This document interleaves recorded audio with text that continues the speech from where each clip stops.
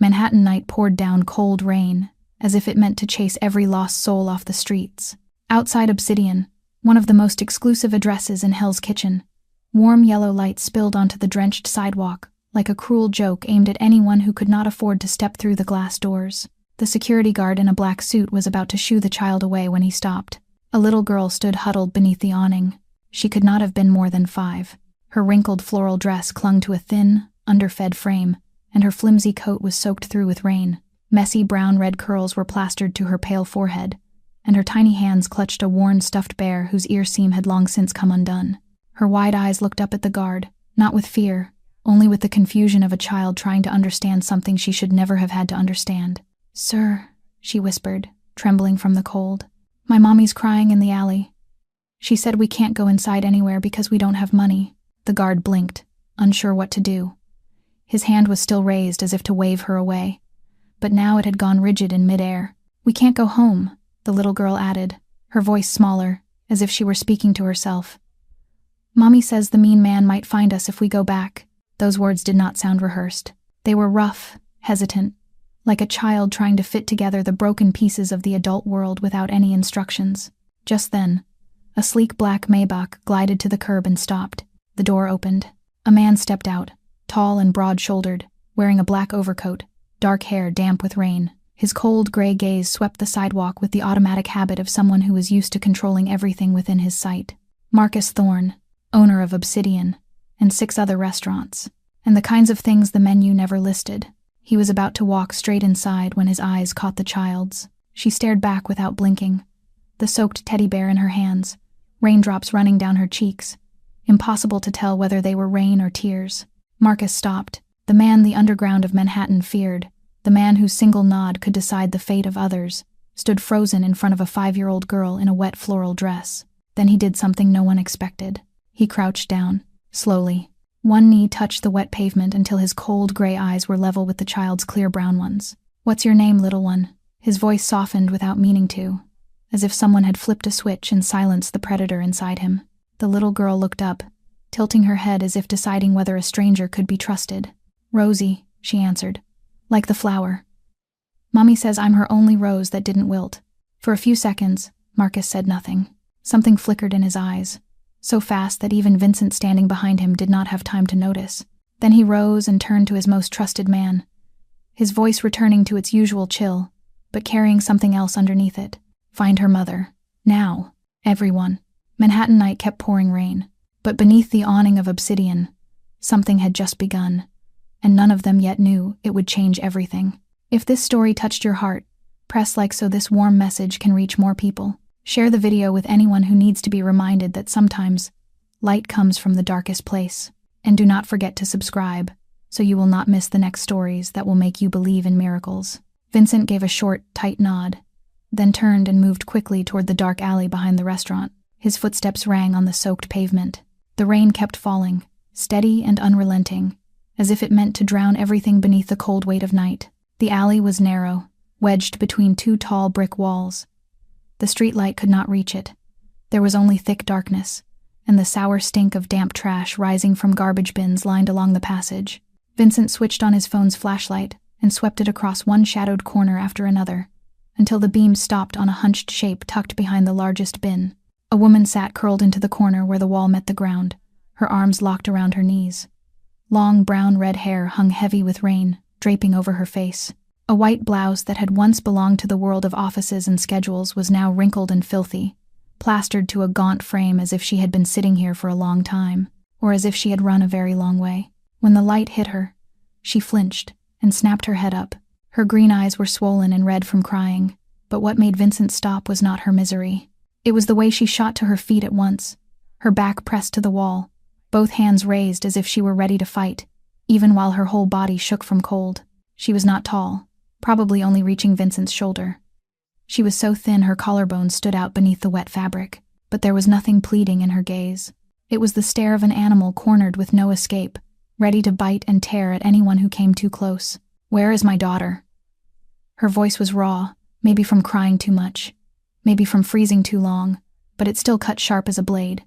"What did you do to her?" Vincent held still. He did not step closer. 42 years in the underworld had taught him how to read people, and the woman in front of him was not the kind who would collapse and beg.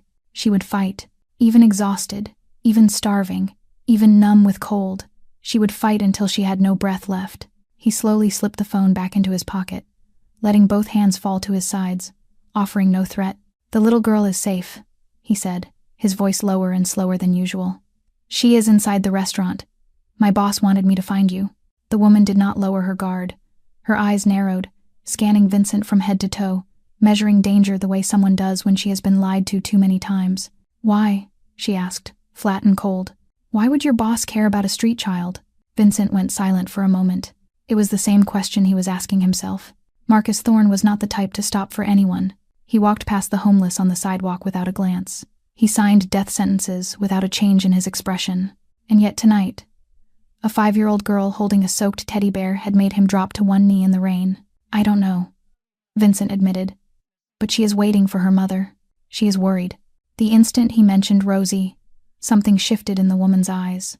Her wall did not collapse, but a crack appeared. Small, almost invisible, just wide enough to reveal the only thing that truly mattered to her. She lowered her hands, but she did not move from where she stood. "Take me to my child," she said, not as a question, but as an order. "If you are lying, if you touched a single hair on her head, I swear I will." She did not finish the sentence, but Vincent understood. He nodded and turned to lead the way. And for the first time that night, he wondered what Marcus had just brought into his restaurant. The woman followed behind him, each step unsteady with exhaustion, but she forced herself to stay upright, as if she would rather die in the street than let anyone see her break. The rain kept falling, and she did not bow her head to escape it. She walked through it the way she had walked through every other storm in her life, on sheer will, on the fierce, stubborn strength of a mother who had nothing left to lose except her only child. The back door of the restaurant swung open, and Vivienne stepped inside. Her gaze swept the room in a single, urgent pass until it locked onto Rosie, perched on a tall stool in the corner of the kitchen. The little girl's legs swung back and forth, and she clutched a spoon while a man in a chef's jacket fed her soup with patient care. The instant Rosie saw her mother, she let the spoon go, slid off the stool, and ran. "Mommy!" Vivienne dropped to her knees and caught her, arms crushing tight as if someone might rip the child away at any second. She checked Rosie everywhere, smoothed her hair, searched her eyes, cupped her cheeks until she was sure her daughter wasn't hurt, wasn't terrified, wasn't touched. Only then did she exhale. It was a heavy breath, like she'd been holding it in for hours. "Mommy, the soup is hot," Rosie said, pointing toward the stove. "The chef fed me. He said I did really good." Vivienne looked up at the chef standing nearby, her expression caught between gratitude and caution. He dipped his head in greeting but didn't speak, as if he understood this wasn't the moment to insert himself. Then a deep voice came from the kitchen doorway. "Can you stand up?" Vivienne turned. Marcus Thorne stood there, shoulder against the frame, arms folded across his chest. His steel-gray eyes watched her with something difficult to name. Not pity, not contempt, but the look of a man trying to solve a complicated riddle. Vivienne rose slowly, one hand still on Rosie's shoulder, keeping the little girl behind her. She was exhausted. She was soaked through and shaking with cold. And still, she held herself straight, back rigid, chin slightly lifted. She did not lower her head for anyone, Marcus noticed. He'd met thousands of people who knelt and begged, people who bowed and flattered, people willing to trade everything for one glance from him. But this woman, standing in ruined, rain-soaked clothes with not a dollar to her name, looked at him like they were equals. "Thank you for feeding my daughter," she said, her voice steady and clear. "And thank you to your man for bringing me in. But we won't trouble you any longer." She took Rosie's hand and started to turn away. Marcus lifted an eyebrow. "Where are you going?" "That's not your business. Out there it's raining.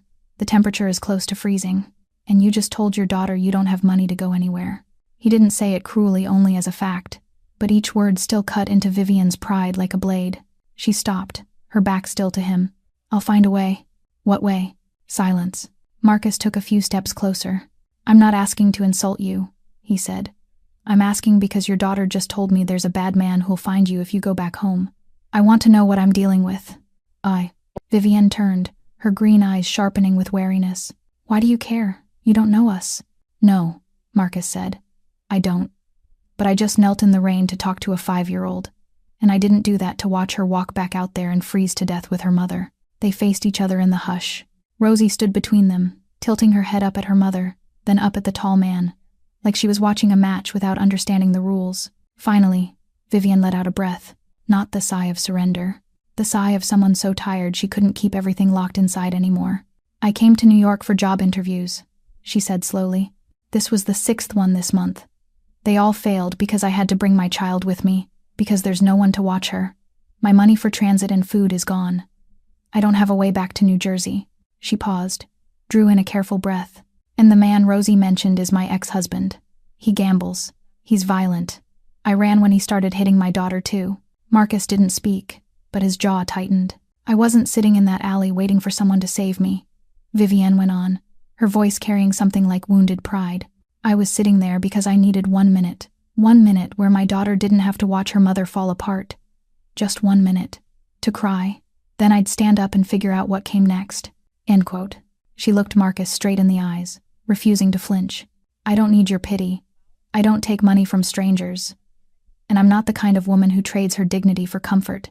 The kitchen went so quiet you could hear water bubbling in a pot. Marcus stood there, staring at her with a gaze that was nothing like the one he'd worn minutes ago. He had built an underworld empire. He had made cold-blooded men tremble. He had thought nothing in life could surprise him anymore. And yet tonight, a drenched single mother stood in his kitchen and refused help not because she didn't need it, but because she wouldn't lose the only thing she still owned, her dignity.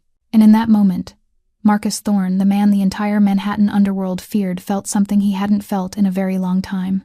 Respect. Marcus was silent for a long time, his gray eyes still fixed on Vivian's face as if weighing something in his mind. Then he pulled his wallet from the inside pocket of his coat, took out a thick stack of cash, and set it on the nearest stainless steel counter. "Enough for you to buy a train ticket back to New Jersey, rent a hotel room for 1 night, and eat a few decent meals," he said, his voice carrying no particular emotion. "This is not pity. Consider it an investment in not having to read about a mother and her daughter freezing to death on the street tomorrow morning."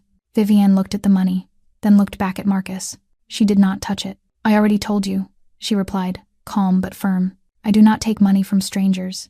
Marcus lifted an eyebrow. "This is not free money. Call it a loan if you want." "Still no. You are telling me you would rather let your daughter sleep outside than take money." Vivienne drew in a deep breath, fighting to keep the anger rising in her chest under control.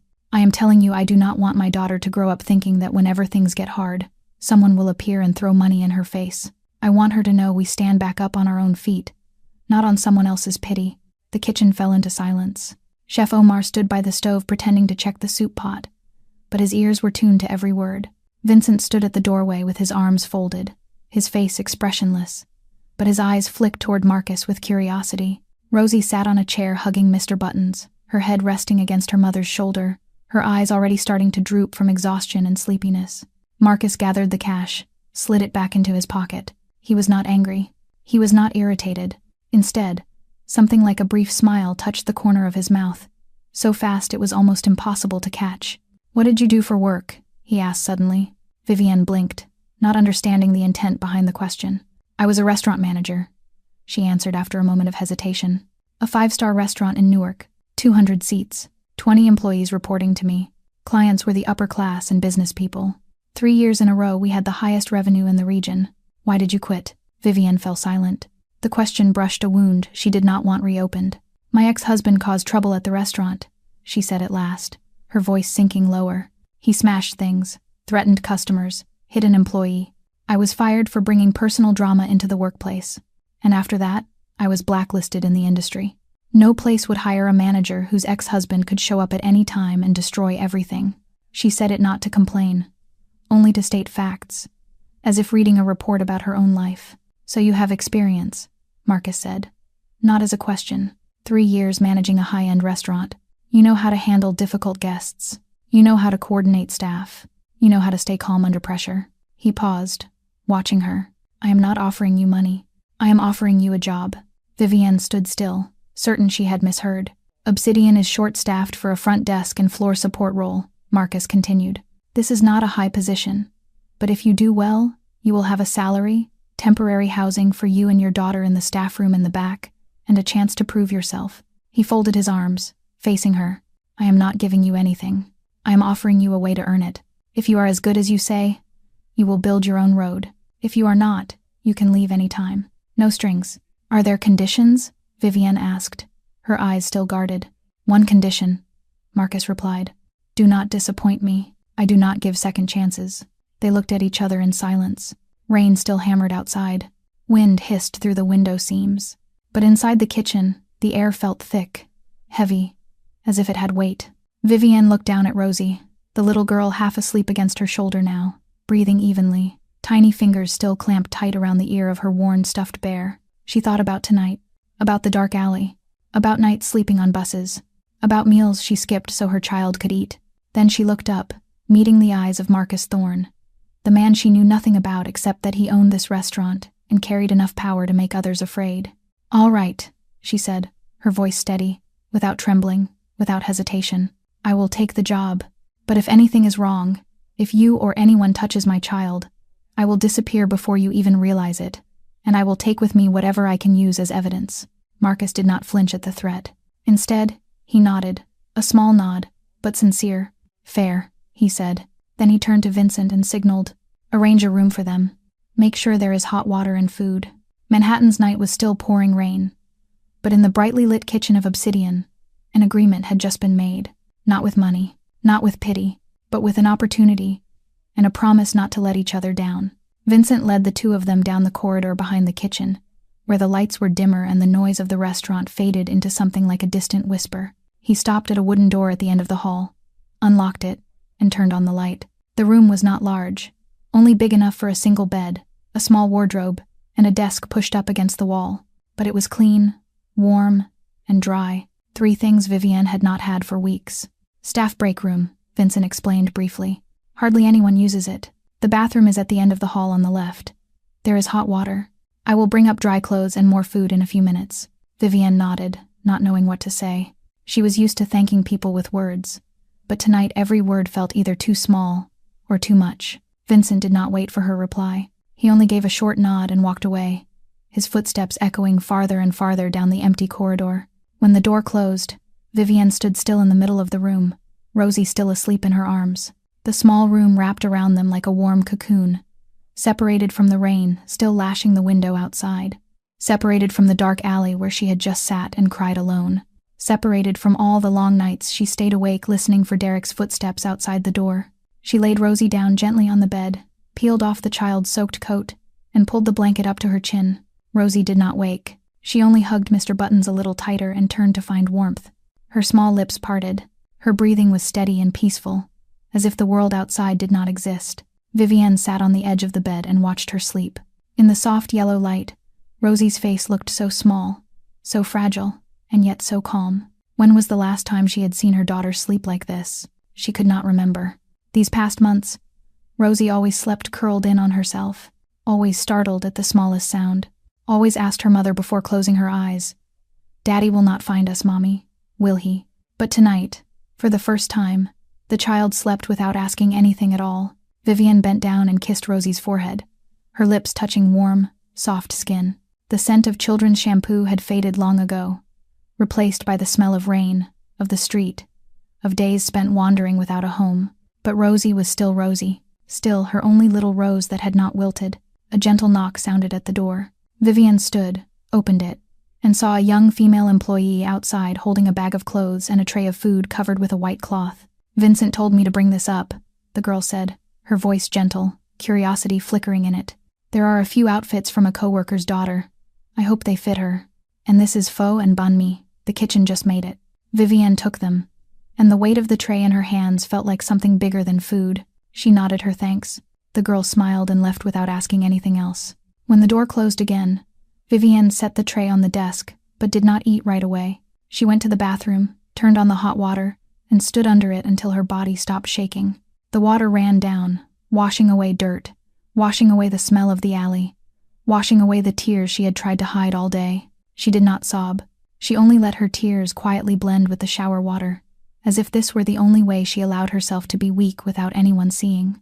Afterward, she put on the dry clothes the employee had brought, sat down, and ate a few bites of pho that had gone cool, but still tasted better than anything she had eaten in weeks. Outside the window, rain kept falling, but the sound of it was different now, not like needles stabbing the skin, more like a distant lullaby. Vivienne lay down beside her daughter, pulled the blanket up to her chest, and felt Rosie's small warmth close against her. For the first time in months, she did not have to lie awake on watch. For the first time, she did not have to think about where they would sleep tomorrow, what they would eat, where they would run. Tonight, only tonight, she could finally breathe. And in the warm darkness of the small room behind Obsidian Restaurant, Vivienne Sinclair closed her eyes, placed her hand over her daughter's hand, and for the first time in a long while, she slipped into sleep without nightmares. The next morning, Vivienne woke before the sun came up. Months of running had etched the habit into her body, leaving her unable to sleep long, no matter how exhausted she was. She lay still for a while, listening to Rosie's steady breathing beside her, taking in the strange quiet of the small room. There were no heavy footsteps outside the door, no shouting, no glass shattering, only the rain that had finally eased, and the pale gray light slipping through the gap in the curtains. She sat up gently, careful not to wake her child, and began to get ready for the first day. The clothes the staff had brought up the night before were a slightly oversized white button-down shirt and black dress pants. Not perfect, but clean, and neat enough for a shift. Vivienne brushed her hair smooth and tied it up high, then looked at her dim reflection in the mirrored panel of the wardrobe. The woman in the mirror looked thinner than she remembered. Her cheekbones stood out sharply. The dark circles under her eyes had not faded yet, but her gaze was still there, the gaze of someone who refused to go down. She led Rosie downstairs to the kitchen, while the restaurant was still preparing to open. Chef Omar was already there, checking ingredients for lunch. When he saw them, he smiled warmly, as if they were regulars. "Did the little one sleep well?" he asked Rosie. Rosie nodded, her eyes still heavy with sleep, but brighter than the night before. "Do you make pancakes?" Rosie asked. Chef Omar let out a big laugh. "If you're asking, then I have to." He pointed to a corner of the kitchen, where a small table sat beside the spice cabinet. "You sit right here. I'll make the pancakes, and there'll be warm milk too." Vivienne watched as Rosie climbed onto the chair, swinging her legs, and started chatting with Chef Omar about her bear, Mr. Buttons. Something inside Vivienne loosened when she heard Rosie laugh. Small and timid, yes, but it was laughter all the same. She drew in a deep breath, then walked out toward the front of house. Obsidian looked completely different by day than it had on the rainy night when she stood outside its doors. Natural light poured in through large glass windows, picking out the shine of the polished oak floor and the dining tables arranged with perfectly measured space between them. Everything was refined, fresh flowers on every table, tablecloths folded with exacting care. Vivienne knew at once this was not the kind of mid-range restaurant she had managed in Newark. This was another level. The kind of place where one small mistake could turn into a disaster. "Are you the new one?" The voice, sharp as cold metal, came from behind her. Vivienne turned and saw a woman in her mid-40s standing there, arms crossed, eyes traveling over Vivienne from head to toe with an undisguised look of appraisal. She wore a black suit. Her dark hair was pulled tightly back. She carried the authority of someone who had held power for a long time. "Nina Vasquez," the woman said, introducing herself without offering a hand, without a smile. "Obsidian's manager. I heard the owner picked you up off the street last night." The words landed like a slap, but Vivienne did not flinch. She was used to things like this. From Derek. From employers who turned her away. From a world that always seemed eager to remind her where she belonged. "I'm Vivienne Sinclair," she replied, her voice steady. "And I wasn't picked up. I was given a job, and I'm here to do it." Nina's eyebrow lifted, a brief flash of surprise at the blunt answer, but she said nothing more. She only pointed toward the host stand near the entrance. "Your position is reception. You greet guests, handle reservations, manage the wait list. It sounds simple, but one mistake can cost a VIP guest worth tens of thousands of dollars. Do you think you can do it?" "I used to manage a restaurant with 200 seats," Vivienne said. "I think I can handle a host stand." Nina neither argued nor agreed. She turned away, tossing a final sentence over her shoulder before disappearing into the back office. "We'll see." The morning passed in relative calm. Vivienne familiarized herself with the reservation system, memorized the names attached to the VIP tables, learned to distinguish regulars from newcomers by the way the staff responded to them. She watched. She listened. She remembered. She rebuilt the map of a restaurant she had never set foot in before. That evening, everything changed.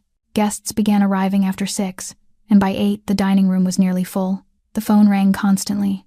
Walk-ins demanded tables without reservations. Familiar faces from Manhattan's upper circles drifted through the door with the effortless arrogance of people used to getting what they wanted. Vivienne stood behind the host stand, holding a professional smile while her mind handled dozens of details at once. A group of 4 men walked in. No reservation. They demanded the best table in the restaurant with the attitude of men who believed they owned the place. A server glanced at Vivienne, worry written plainly in his eyes. Nina stood at the far corner, watching, not stepping in, as if waiting to see what Vivienne would do. Vivienne took a slow breath, then stepped forward, her smile never wavering. "Welcome.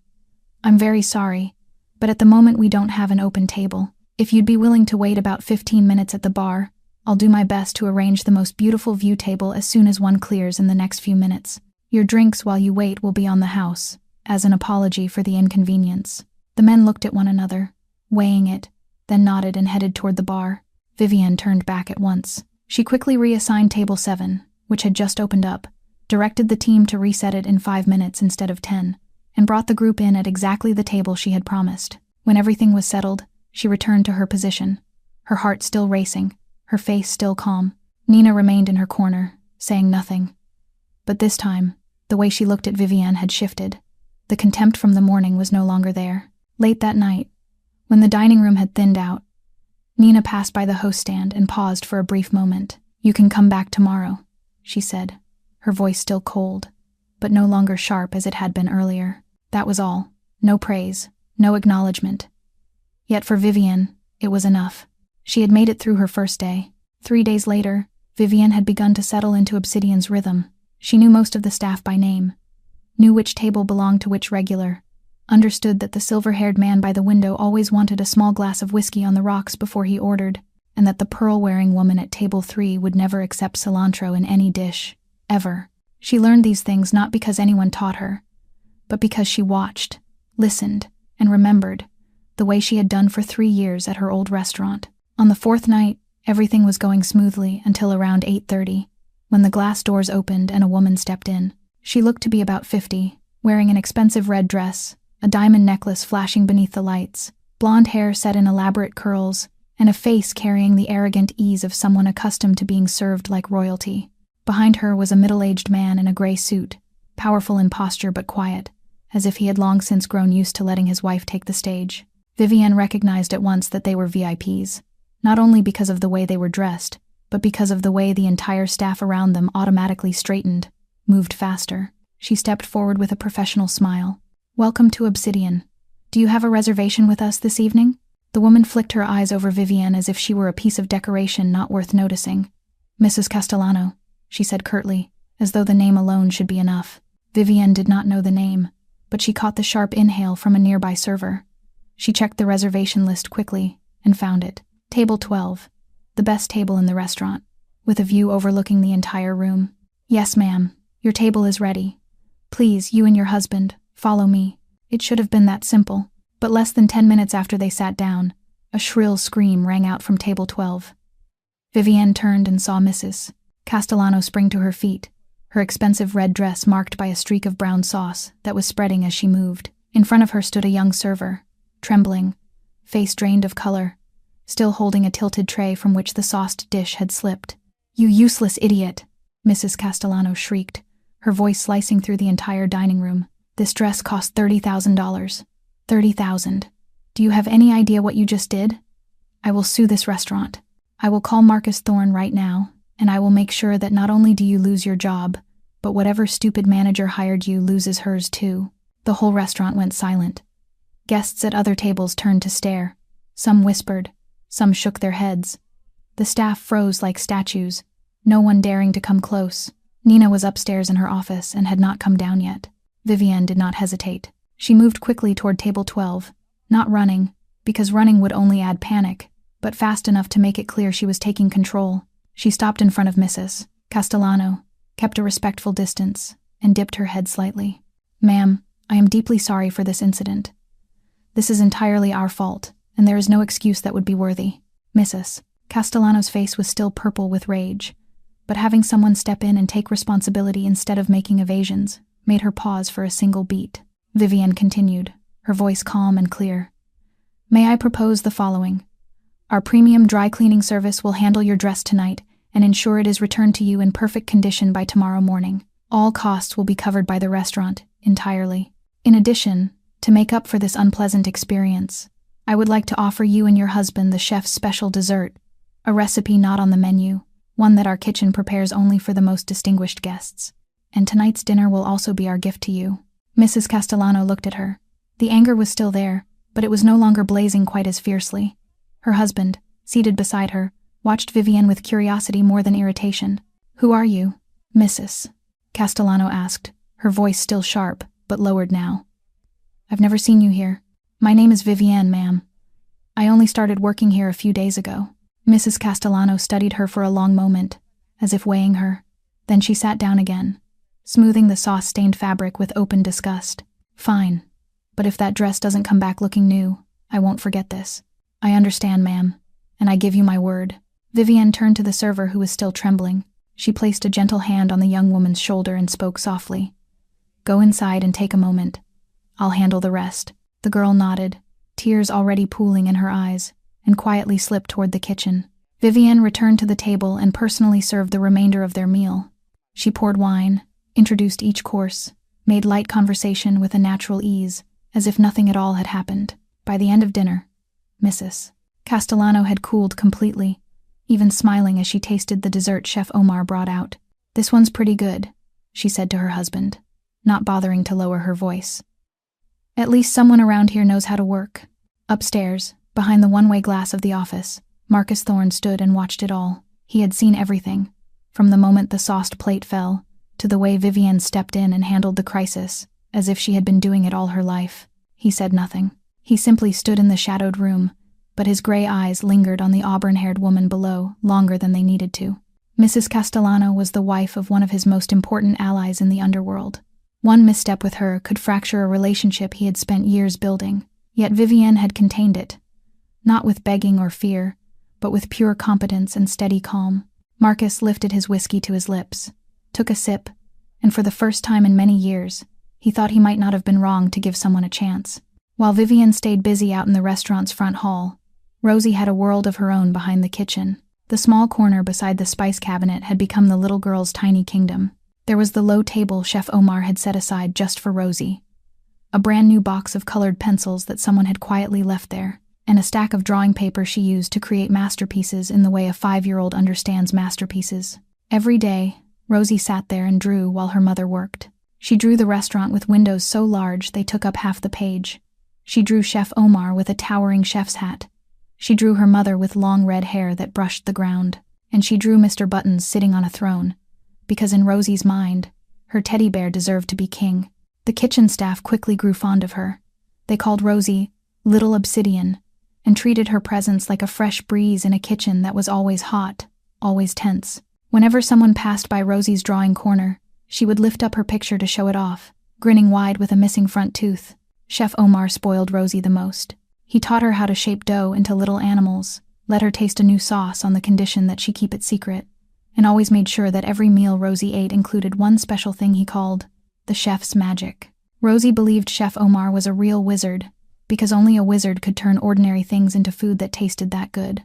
But the person who fascinated Rosie most was the one everyone else avoided, Vincent Corsetti. He appeared in the kitchen a few times each day, never smiling, never making small talk, only passing through with cold eyes sweeping the room before he disappeared again. The kitchen staff whispered that he was the owner's right hand, that he was dangerous, that it was best not to look into his eyes for too long.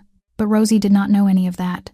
She only saw an old man with a sad face. One afternoon, when Vincent walked through the kitchen as usual, Rosie suddenly stood up from her drawing corner and ran to block his path. Vincent stopped. He looked down at the child, staring up at him with clear brown eyes and not a hint of fear. The entire kitchen seemed to hold its breath. Chef Omar stood near the stove, still gripping his ladle, not moving.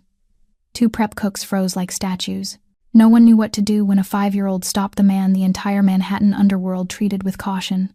"Mister," Rosie said, her bright voice ringing out in the silence. "Why are you so sad?" Vincent blinked. In 42 years on the job, he had faced the most frightening enemies, stared down gun barrels without trembling, interrogated the most stubborn criminals without flinching. But this child's question left him with no answer. "I'm not sad," he said, his voice low and dry. Rosie tilted her head, studying him with the suspicion only children can manage so naturally. "You are sad. Your eyes look like Mommy's eyes before we came here." Mommy says she's not sad too, but Mommy cries every night. Vincent said nothing. He stood there, a tall and terrifying man, seen through by a 5-year-old as if he were made of glass. Rosie pulled out a sheet of paper from behind her back, neatly folded, and held it out to him. I drew this for you. It's flowers. Mommy says flowers make people feel happier.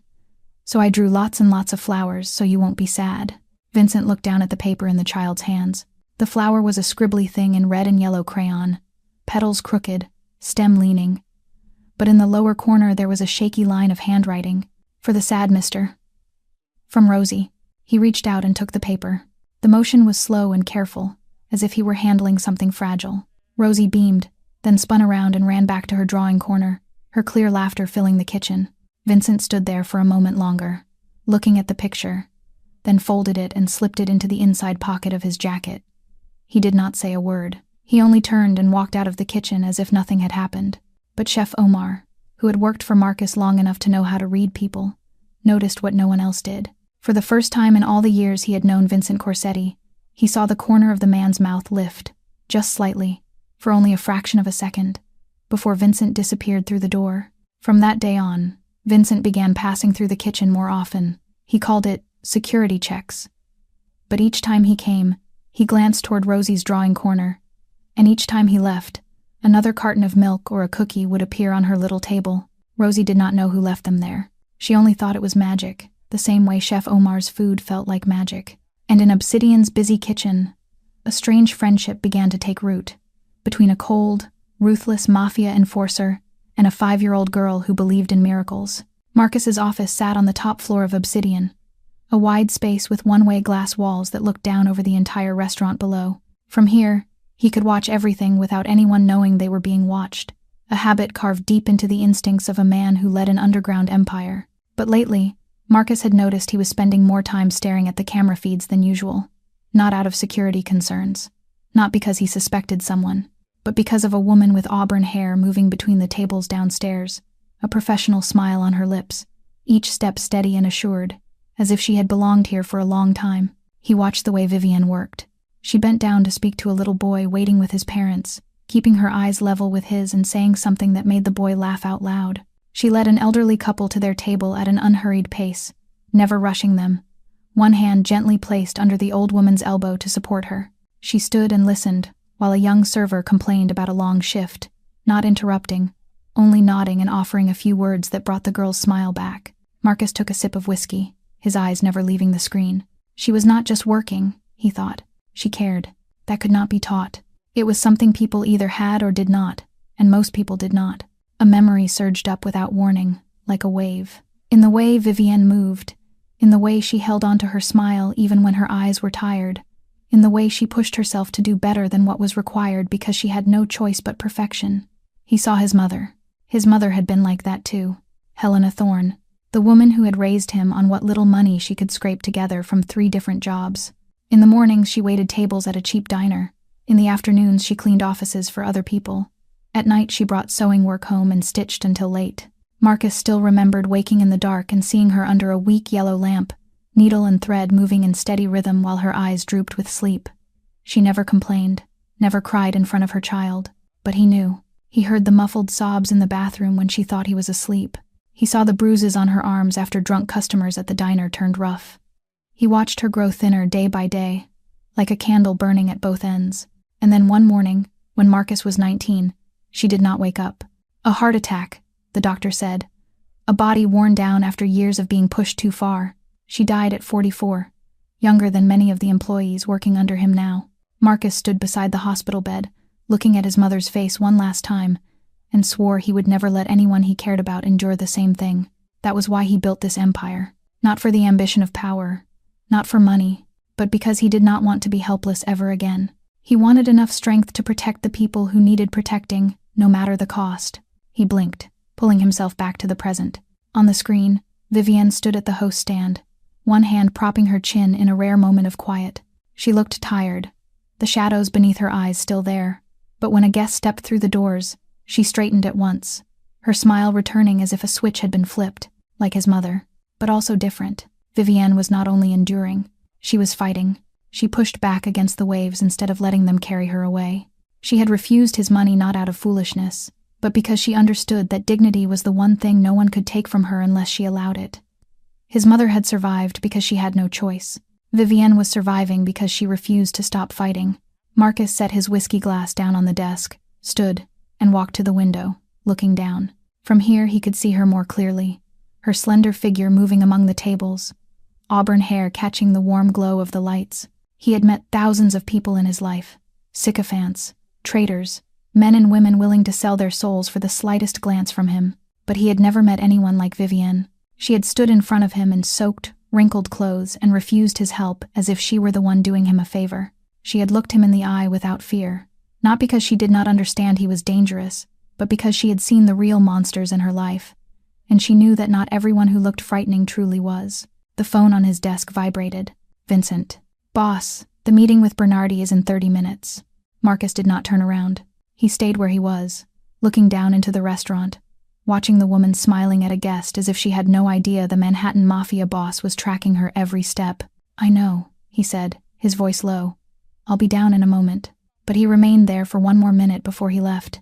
1 minute to look at her one last time that night.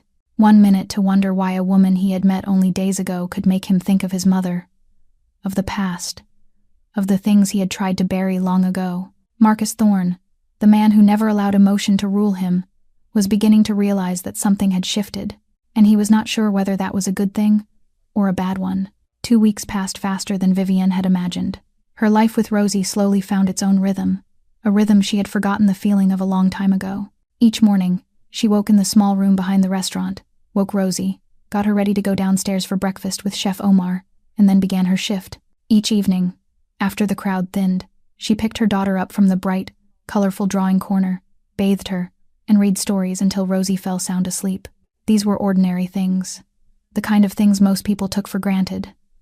But to Vivienne, they were more precious than anything. On the 10th day, Nina called her into the office. Vivienne walked in with her heart pounding, unsure what she had done wrong. But Nina did not look at her with the irritation she had worn in those first days. She sat behind her desk and slid a stack of papers toward Vivienne. An official contract, Nina said, her voice still cold, but no longer sharp. Floor manager position, 1 level under me. Base pay plus commission tied to revenue. Health insurance for you and your daughter. Enid saw. Vivienne stared at the papers, then looked up at Nina, not trusting her own ears. I thought this was only temporary. Nina folded her arms. That was before you handled Mrs. Castellano without setting the place on fire. And before I watched you work 12 hours a day without a single complaint. She paused, as if what came next irritated her to admit. You're good. I don't like saying it, but you're better than most people I've worked with. The boss has an eye for people. At a day. Vivienne took the pen and signed the contract, her hand trembling slightly. Not from fear, but because for the first time in months, the ground beneath her no longer felt like it was shifting.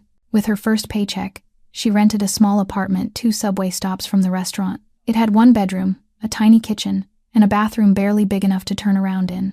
But it was clean, safe, and had a solid lock on the door. On the first night in the new apartment, Rosie ran around exploring every corner as if she were in a castle. Mommy, is this our home? A real home? Vivienne sat down and pulled her daughter into her arms. This is our home, baby. A real home. Rosie hugged Mr. Buttons tightly, her eyes lighting up.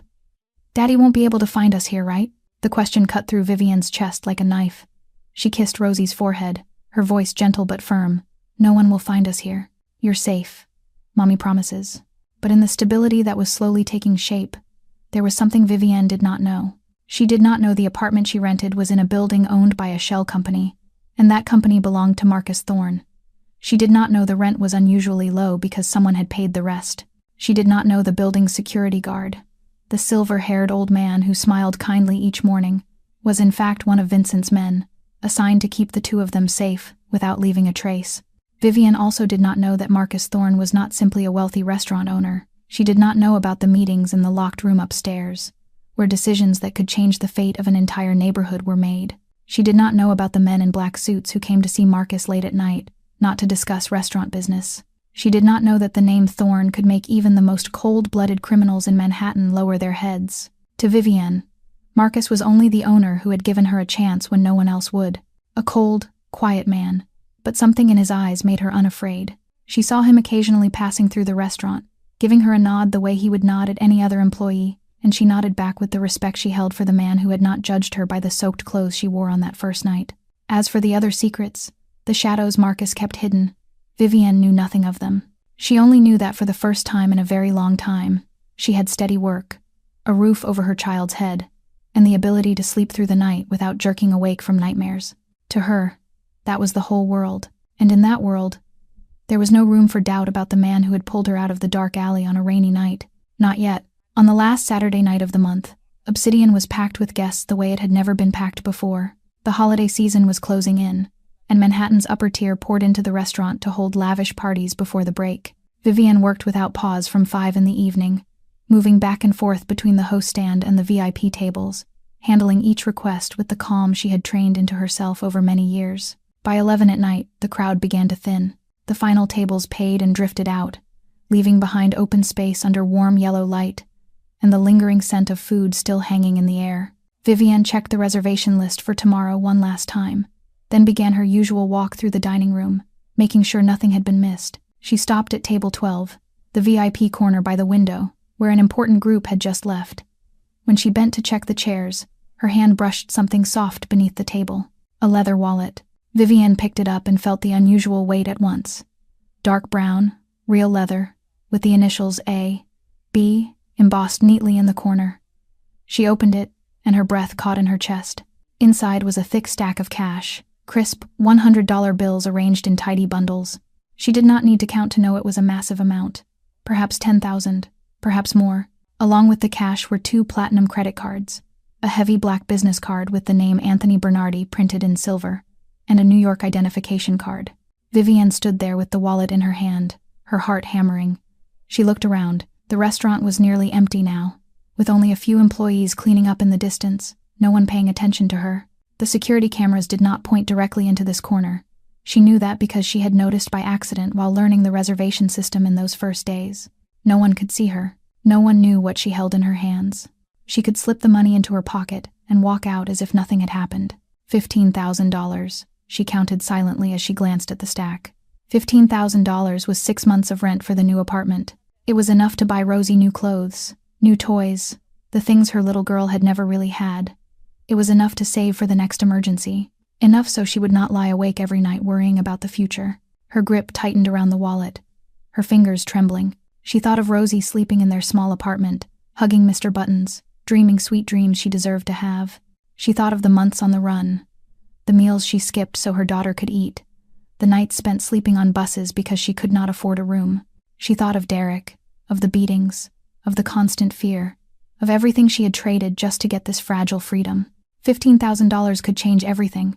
But then she thought of Rosie in a different way. She thought of her daughter's clear eyes, the way the child looked at her as if Vivienne were the whole world, the absolute trust a 5-year-old placed in her mother.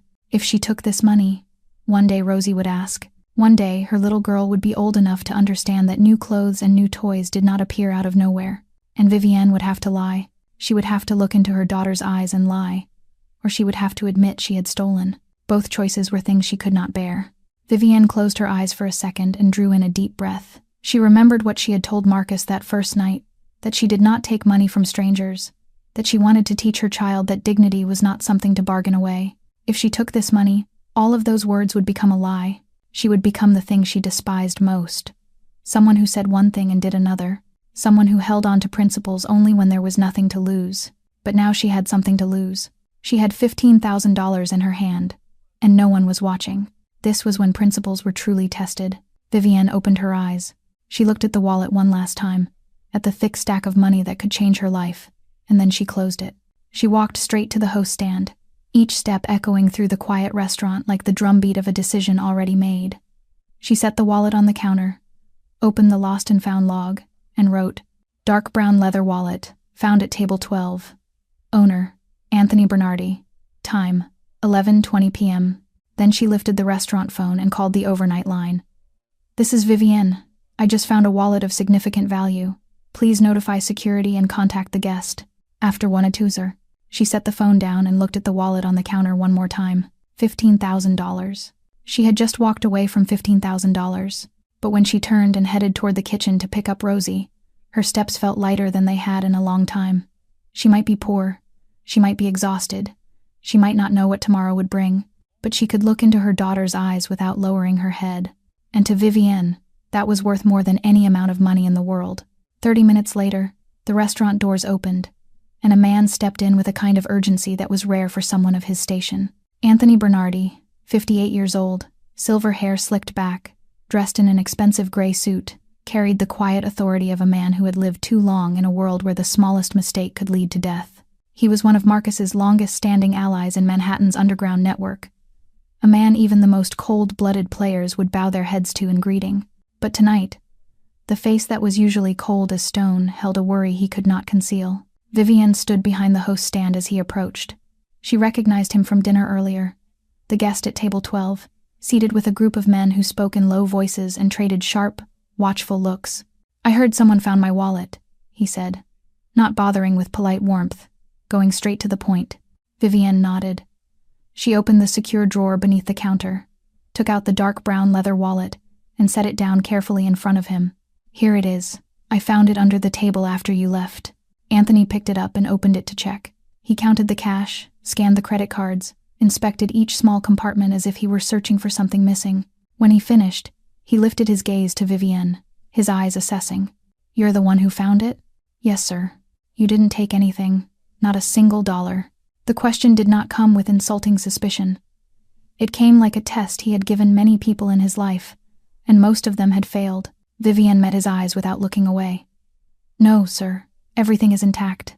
Anthony was silent for a moment, his older eyes moving over her face, as if he were reading a book. Then he pulled 5 $100 bills from the wallet, placed them on the counter, and slid them toward her. "A reward for your honesty." Vivienne looked at the money, then gently pushed it back toward him. "I can't accept that, sir." Anthony lifted an eyebrow, clearly unaccustomed to being refused. "Why not?" "Because I didn't do it for a reward," Vivienne answered, as calmly as if she were talking about the weather. "I did it because it was the right thing. Taking a reward would turn it into a transaction, and it wasn't a transaction." The older man stood there, looking at her with an expression Vivienne could not read. Then he gathered the bills, slid them back into the wallet, but he did not leave right away. "Do you know who I am?" he asked. "I know you're a VIP guest and a friend of the owner," Vivienne said.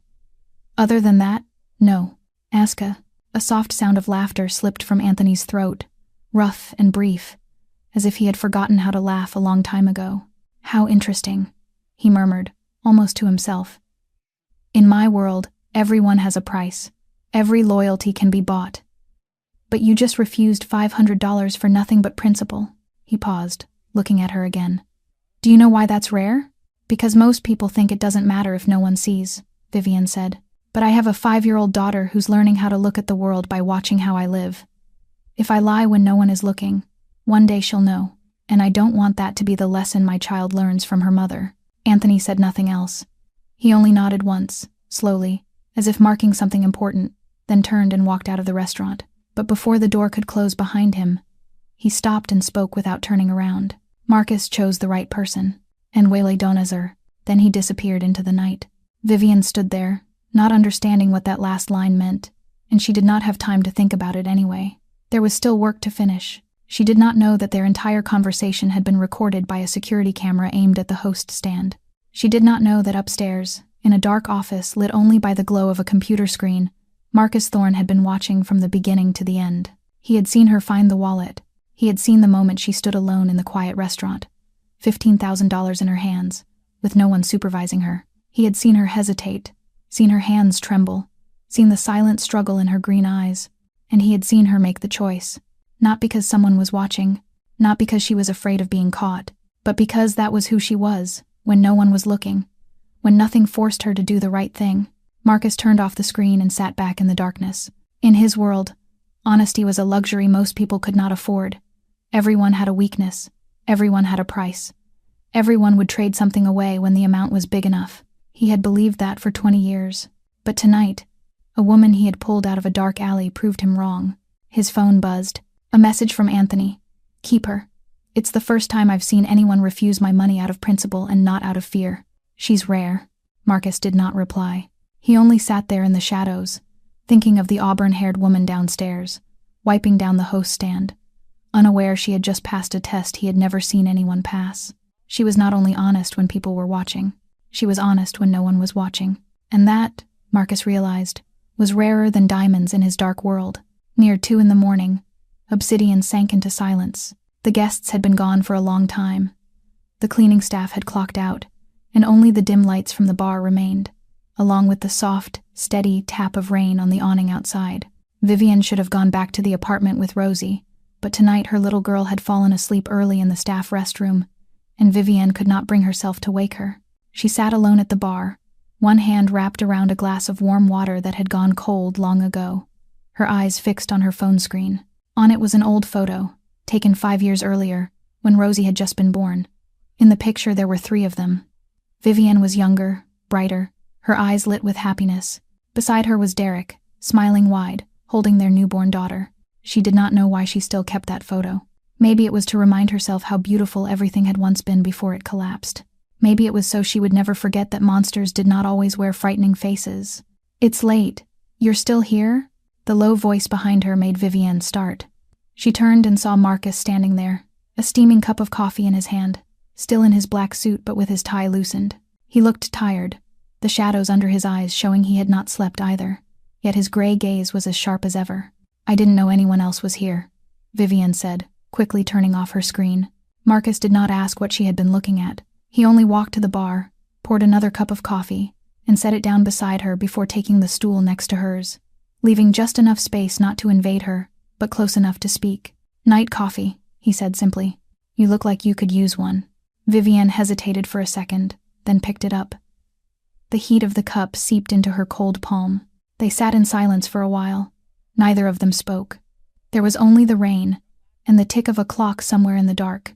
Then Marcus said, his voice lower, softer than it usually was. "Anthony called me." Vivian said nothing, waiting. "He said you refused the reward, $500. I explained why." "I know," he told me. "Ease applied it as." Marcus turned to look at her, his gray eyes lingering on her face longer than they normally would. "He also said something I didn't understand. He said you mentioned teaching your daughter not to live in lies. But what does that mean for someone who has lived in lies?" The question fell like a stone into still water, sending ripples outward. Vivian lowered her gaze to the black coffee, and she did not know why, but she began to speak. Maybe the late hour made people more willing to open up. Maybe she had carried these things too long and needed someone to listen. Or maybe, simply, there was something about this man that made her believe he would not judge. "I met Derek when I was 19, she began, her voice light as breath. "Freshman year of college. He was handsome, funny, always knew how to make me laugh. He promised me everything, a home, a family, a future. And I, stupid like any 20-year-old girl, believed all of it." She paused, swallowing a mouthful of bitter coffee. "Everything changed when I got pregnant with Rosie. He started going out more, coming home late, smelling like alcohol and someone else's perfume. Then I found out he was gambling. Debts. At first it was a few hundred, then a few thousand, then tens of thousands." Her voice trembled slightly, but she kept going. "The first time he hit me was when Rosie was 6 months old. I asked about money that had disappeared from our joint account. He didn't like being questioned." Marcus did not speak. He only listened, but his jaw tightened so hard Vivian could see the muscle jump beneath his skin. "I endured it for 3 years, she continued. "I told myself the baby needed a father. I told myself he would change. I told myself every lie I could find to justify staying in a relationship that was killing me a little more each day." End quote. End quote. End quote. Be it of the screeded. She stopped, her eyes fixed on nothing. Until one night. Rosie was crying because she was scared of thunder. Derek was drunk and angry because he'd lost at cards. She ran to him because she thought her dad would comfort her. Her voice caught. He slapped her. A 3-year-old child. A slap so hard it left a bruise on her cheek for a full week. Vivian closed her eyes, swallowing the tightness rising in her throat. "That night, I carried Rosie out of the house. I took nothing with me but my child and a bag of clothes. I didn't look back." She opened her eyes and looked at Marcus for the first time since she had started the story. "You asked what living in lies means. It means I lied to myself for 3 years that everything would be fine. It means I hid bruises and told people I'd bumped into a door. It means I turned myself into a stranger just to survive a marriage that was rotting from the inside out. Actual." She set the coffee down, her voice turning firmer. "That's why I can't live in lies anymore. Not with myself, not with my daughter, and not with anyone. I paid too high a price to learn that lesson. Silence settled between them. Marcus still did not speak, but he reached out and placed the fresh cup of coffee he had poured beside her, replacing the one that had gone cold. Just a small gesture. No words. But Vivian understood. He was listening. He was not judging. And sometimes, that was all a person needed after opening the door to the deepest wounds in their soul. The silence stretched between them. But it was not the kind of silence that suffocates. It was the quiet of two people sitting side by side in the dark, with no need to fill the space with meaningless words. Vivian had finished telling her story, and she felt strangely hollow, as if she had finally set down a weight she had carried for far too long. Marcus sat there, his eyes on the coffee that had gone cold in his hand. His face remained as unreadable as it usually was, but something in his gaze had shifted, a small crack in the steel shell he always wore. Then he began to speak, his voice low and unhurried, as if he were pulling each word from a place deep inside himself, a place he rarely touched. "My mother's name was Helena," he said, still not looking at her. "She raised me alone from the time I was 4. My father left with another woman, and he left us with a mountain of debt and a slum apartment in the Bronx." Vivian said nothing. She only listened, understanding that this was not something Marcus offered to just anyone. "She worked 3 jobs to raise me," he went on. "Mornings, she waited tables at a diner. Afternoons, she cleaned offices. Nights, she took sewing work home. I still remember waking up and seeing her under that yellow lamp, needle and thread moving steady while her eyes drooped from sleep." His voice stayed even, but there was something trembling beneath it, like an echo of pain that was old but never truly healed. "She never complained, never cried in front of me. But I heard it. Every night when she thought I was asleep, I heard her crying in the bathroom." He paused, swallowing a mouthful of cold coffee, as if he needed time to steady himself. "She worked herself to death, literally." Vivian drew in a sharp breath. "A heart attack," Marcus said, his voice sinking lower. "She collapsed right there in the diner where she was serving, in the middle of carrying a tray of food to a table. She was gone before the ambulance even got there. 44 years old, younger than most of the people working in this restaurant now." A heavy silence settled over the space. Vivian did not know what to say, because there were no words large enough for a grief like that. She only sat there, feeling the weight of what he had said, and understanding that behind the cold exterior of the powerful boss was a child who had lost his mother, a child who had been forced to grow up too soon. "I stood by her hospital bed and looked at her one last time," Marcus continued, his voice steadier now, though the fracture was still there, "and I swore I would never let anyone I cared about suffer the same way. I would never stand there helpless, watching someone fall apart because no one was there to protect them." He turned to look at her for the first time since he began, his gray eyes deep in the dim light. "That's why I built all of this. Not for money, not for power, but because I don't want to be helpless again." Vivian looked at him, and for the first time she saw something behind that cold shell. Not a monster, not the terrifying man everyone feared, only a man carrying scars as deep as her own. "You helped me because I reminded you of your mother," she said softly, not a question, but an understanding. Marcus was quiet for a moment, then nodded slowly. "At first, maybe I did. I saw you standing in the rain, exhausted but refusing to go down, and I saw her. I saw the nights she sewed herself to the edge of collapse, the way she hid her pain so I wouldn't worry. And it's dry." He stopped, his eyes holding on her face. "But now it's different. You're not like my mother." Vivian tilted her head, waiting. "My mother endured because she had no other choice," Marcus said. "You fight. You refused my money not out of blind pride, but because you understand dignity is the only thing no one can take unless you let them. My mother survived. You live." The words flared in Vivian's chest like a small, unexpected fire, warm and steady. She did not know how to answer, because no one had ever said anything like that to her. No one had ever seen her that way. "I'm not as strong as you think," she admitted. "I'm afraid every day. I don't know what tomorrow will bring." Marcus shook his head slightly. "Being strong doesn't mean you aren't afraid. Being strong means you're afraid, and you keep moving forward anyway. And you've done that every day since you walked out of that marriage. And it's not weighted." They fell silent again, but this time the distance between them seemed smaller, not because they sat closer, but because something had been shared. Scars laid bare, understanding taking root in the air between two people from entirely different worlds.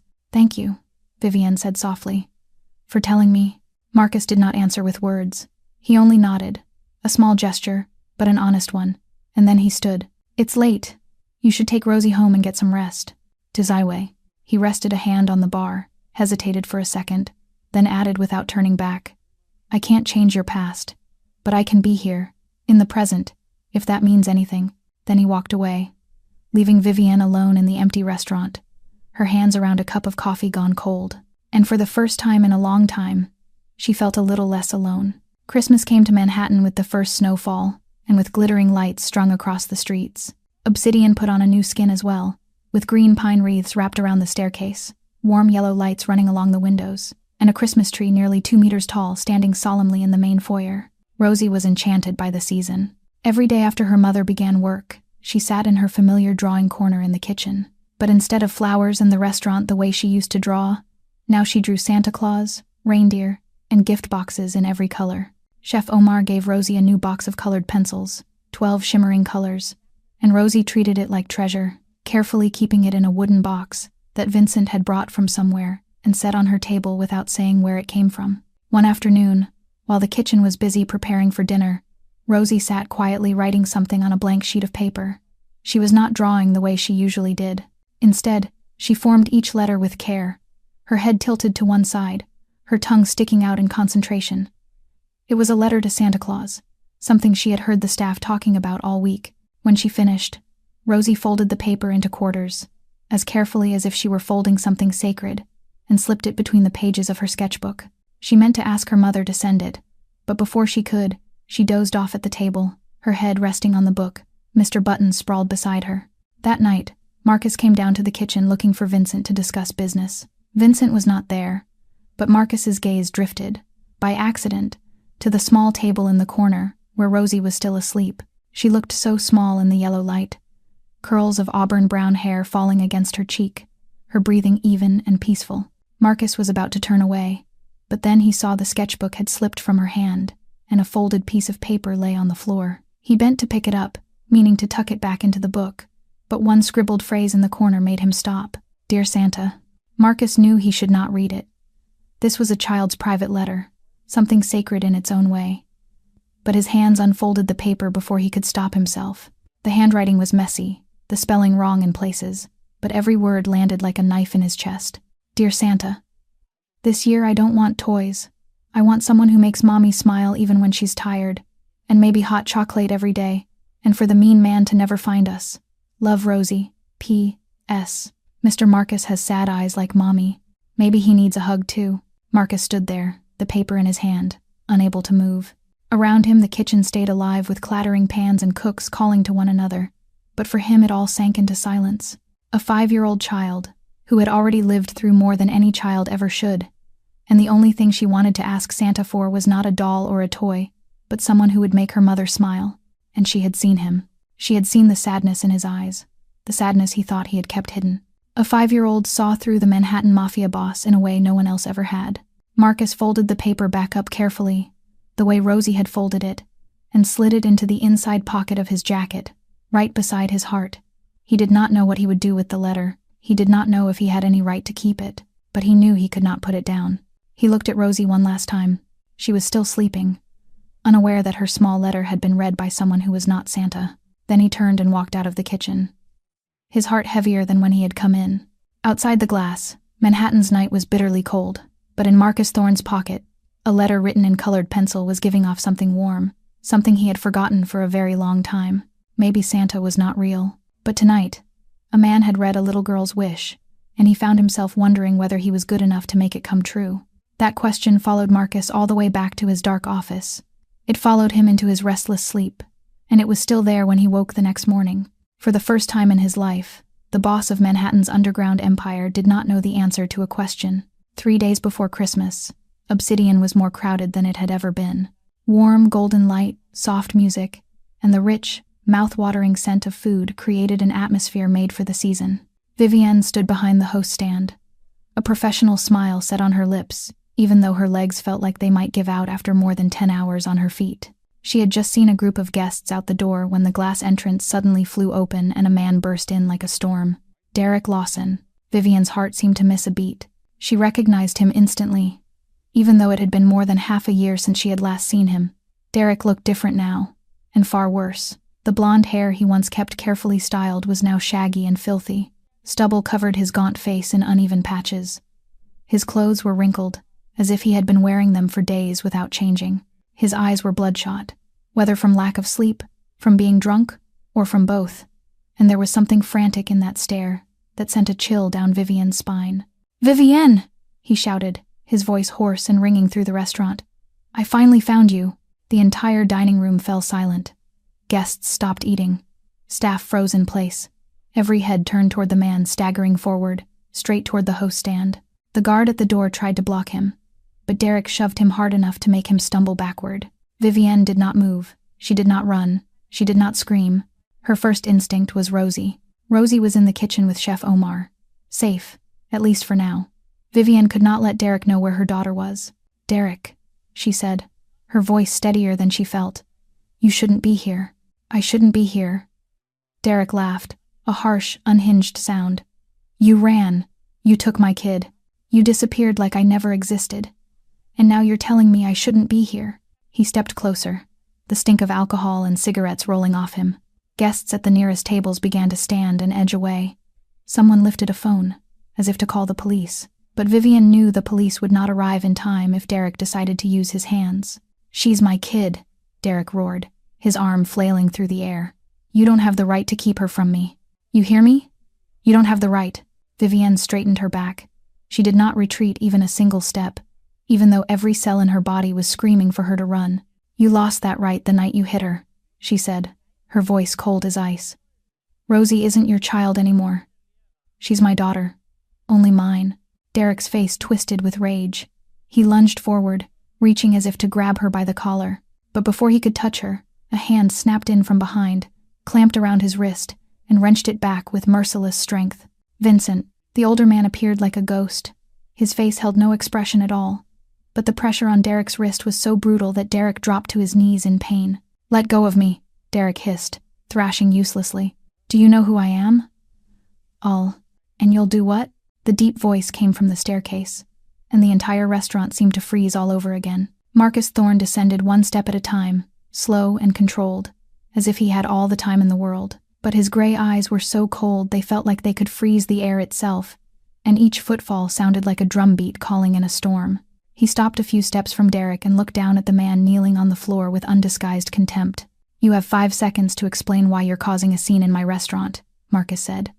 His voice never rose, but each word cut like a blade. Derek looked up, and for the first time, he seemed to realize who he was facing. His gaze flicked over Marcus. The expensive suit, the calm certainty of power, and a spark of understanding flashed in his bloodshot eyes. "Who are you?" he asked, his voice less aggressive than before. "I'm the man who owns this place," Marcus replied coldly. "And I'm the man who decides whether you walk out of here in one piece." Derek tried to laugh, tried to sneer, but the sound died halfway when he saw other men moving in from the corners of the dining room. All of them wore black suits. All of them had the eyes of people who were familiar with violence. "You don't know who I owe," Derek said, his voice shaking, as if he were trying to threaten while knowing he was already losing. "The people I owe won't be happy if you interfere." Marcus lifted an eyebrow, and a faint, icy smile crossed his mouth. "Castellano," he said simply. "How much do you owe Castellano? 50,000? 100,000? Derek's face went pale. He had not expected the man in front of him to know that name, the kind of name that kept men like Derek awake at night. Who are you?" he stammered. Marcus bent down, bringing his face close to Derek's, his voice dropping low enough that only they could hear. "I'm the man Castellano calls for permission before he steps onto this territory. And you just walked into my house and threatened my people." Marcus straightened, his gray eyes flat with cold. "Vincent, take him outside. We'll talk later." Vincent hauled Derek up as if he were lifting a sack. 2 other men stepped in to help. Derek struggled, still shouting meaningless threats, but no one bothered to listen. He was dragged out of the restaurant like trash being swept away, and the glass doors slammed shut behind him. The restaurant fell into silence. Guests stared at one another. Staff stood rigid. Marcus turned to Vivienne, who was still behind the host stand, her face drained of color, but her spine still straight. "Are you okay?" he asked. His voice was gentler now, but the concern in it was unmistakable. Vivienne nodded, even though her hands were shaking beneath the counter. "Rosie," she whispered. "Safe," Marcus said. Chef Omar locked the kitchen door as soon as he heard the shouting. She didn't see anything. Vivienne closed her eyes and let out a long breath. And for the first time since Derek walked in, she allowed herself to tremble. After Derek was taken away, Marcus ordered the staff to continue serving as if nothing had happened. He apologized to the guests in a calm, professional tone, and offered to comp every drink for the night as an apology for the inconvenience. The restaurant gradually slipped back into its familiar rhythm. The music rose again. Laughter and conversation returned, but Vivienne knew the night was not over.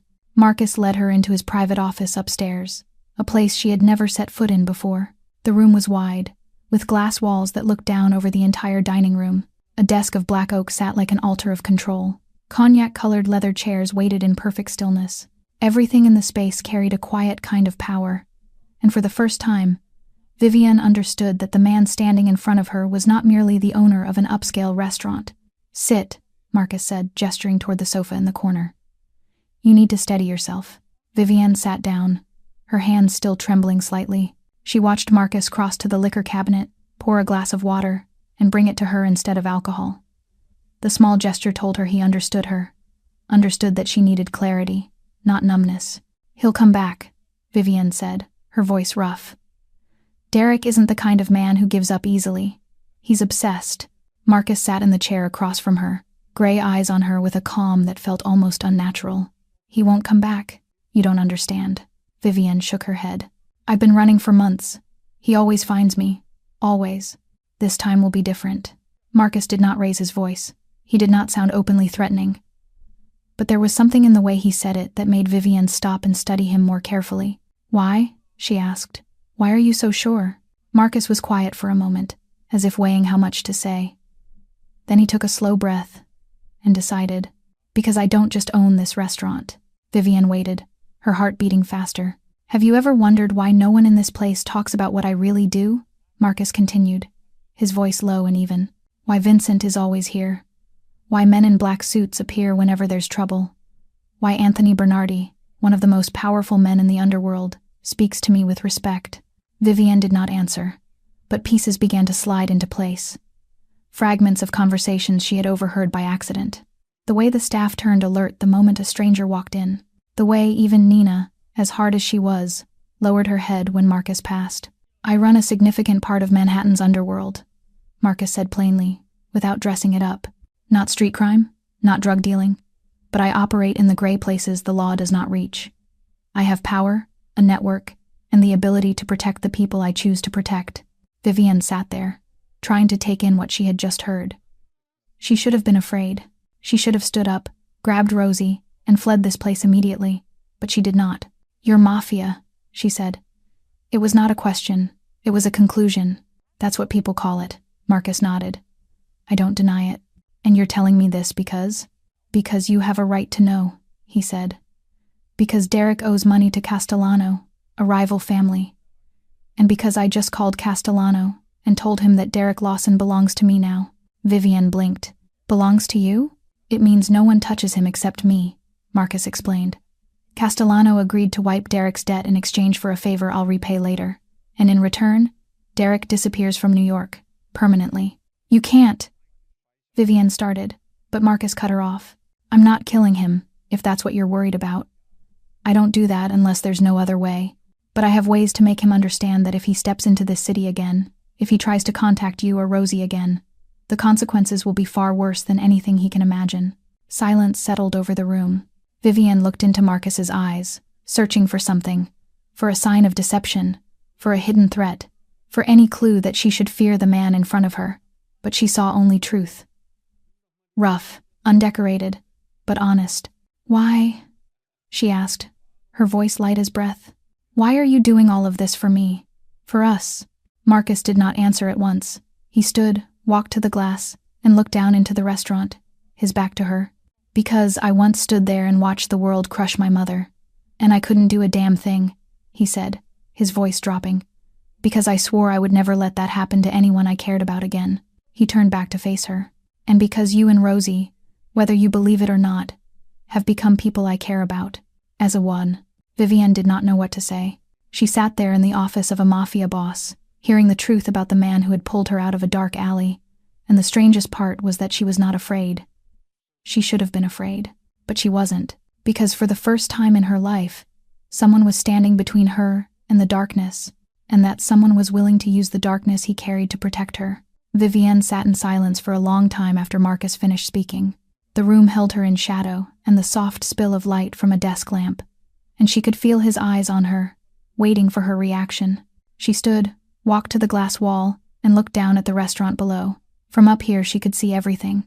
The tables set with careful elegance, the guests laughing and talking, the staff moving with practiced purpose. The ordinary world kept turning, unaware that above it, a conversation was changing everything. "Do you know what I should do?" she asked without turning around. "I should take Rosie and leave this place immediately. I should be afraid of you. I should run from a man who calls himself Mafia, the way I ran from Derek." Marcus said nothing. He simply waited. "But I'm not doing that," Vivienne continued, her voice lowering. "And I'm asking myself why." She turned to face him, green eyes holding steady on his cold gray ones. "You want to know why?" she asked. Marcus nodded, slow. "Because I lived with a monster for 3 years," Vivienne said. Derek looked normal. He smiled brightly in front of other people. He said sweet things and promised everything. But behind closed doors, he was my worst nightmare. She stepped a little closer, her tone still calm, but each word carrying weight. "You're different. You look cold, dangerous, frightening. You admit you operate in the dark. But from the first night until now, you haven't done a single thing to harm me or my daughter. You gave me work when no one else would even meet my eyes. You gave me the chance to stand on my own instead of throwing money in my face. You protected me from the man who turned my life into hell." She paused and drew in a deep breath. "Derek wore an angel's mask and lived like a devil. You carry the name of a devil, but you act like a protector. I learned to judge people by what they do, not by their reputation or the way they look." Marcus stood there, his face still unreadable, but something in his gray eyes had shifted, a small flicker Vivienne had never seen before. "You're not afraid of me?" he asked, his voice lower than usual. "I've been afraid of a lot of things in my life," Vivienne said. "I was afraid of Derek. I was afraid of having nowhere for my child to sleep. I was afraid of not having enough money for the next meal. I was afraid that one day Rosie would look at me and see a mother who failed." She shook her head slightly. "But I'm not afraid of you. Not because I'm foolish or naive, but because I've seen how you treat other people.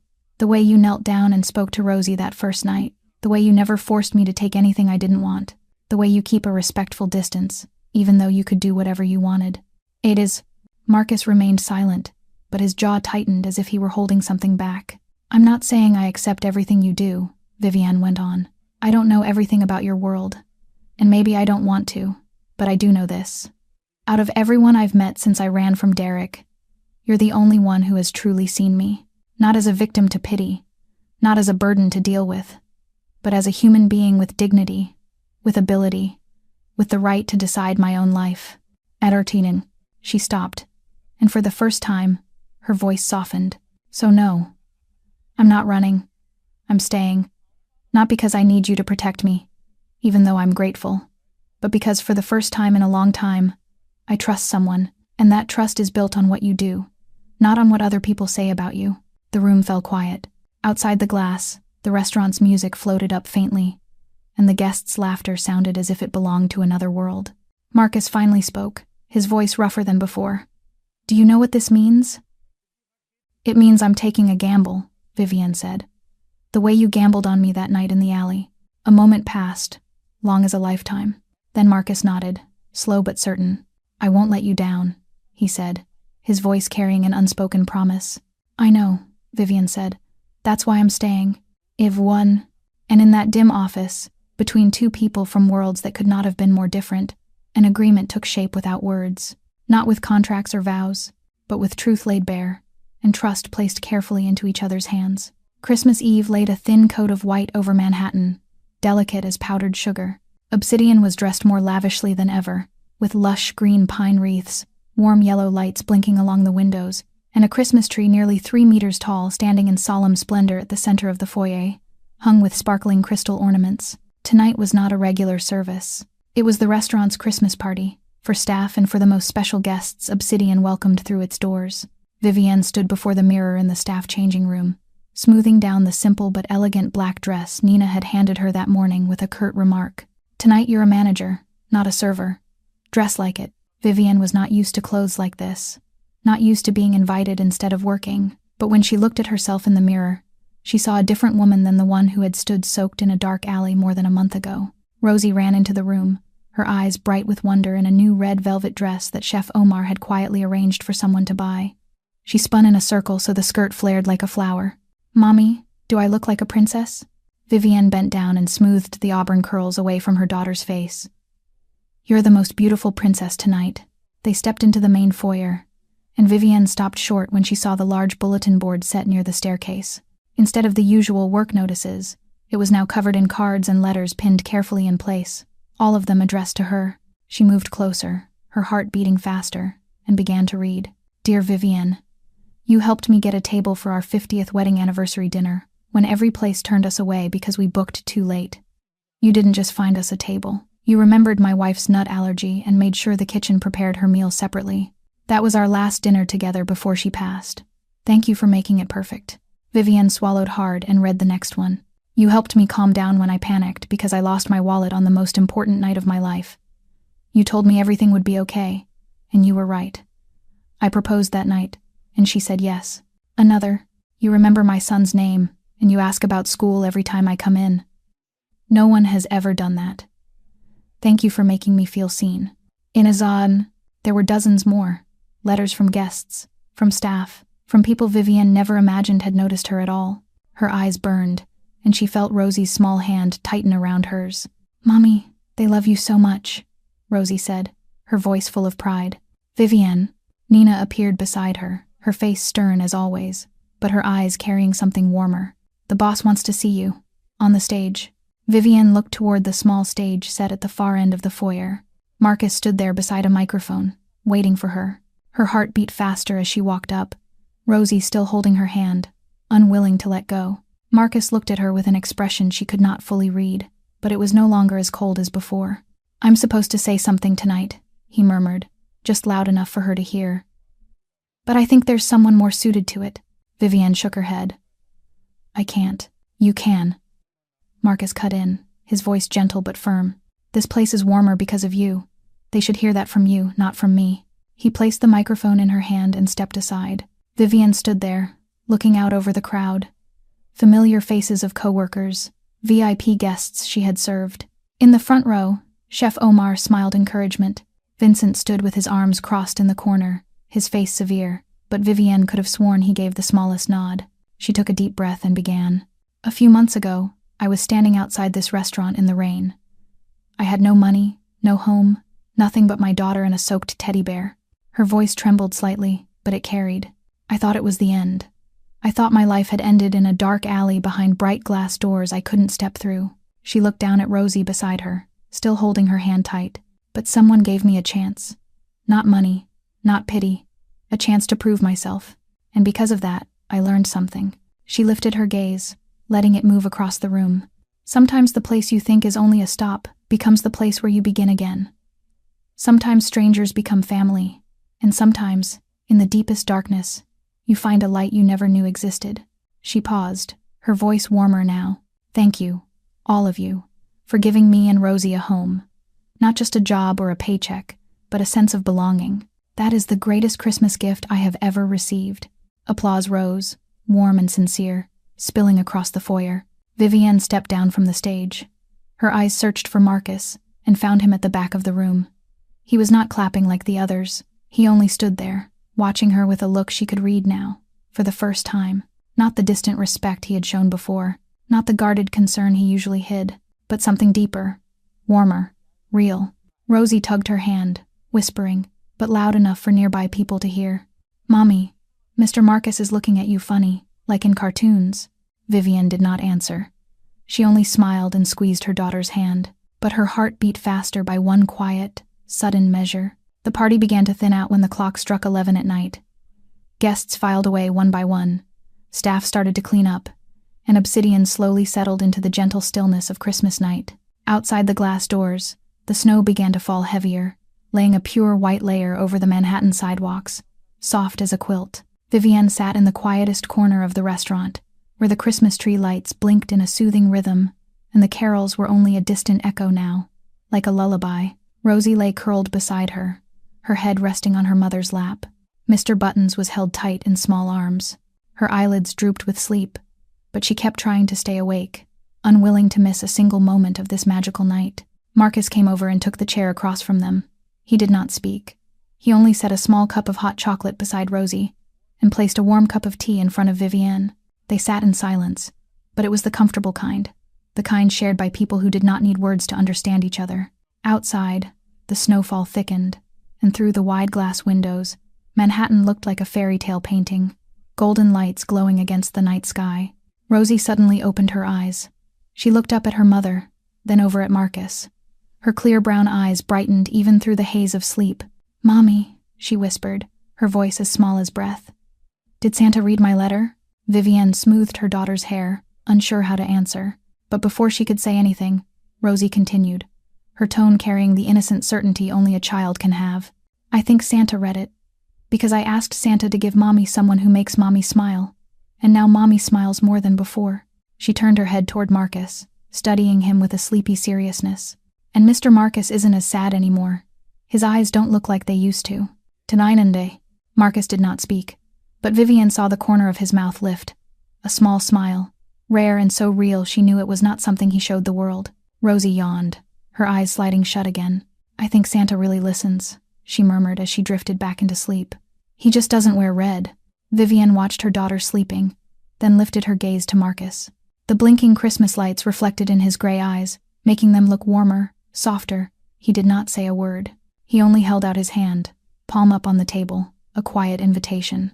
Vivienne looked at that hand, at the man who had pulled her out of the dark, and she placed her hand in his. There was no grand confession, no kiss beneath falling snow like in the movies, only two hands holding on to each other under flickering lights, a little girl sleeping between them, and the feeling that after all the storms they had survived, they had finally found a harbor.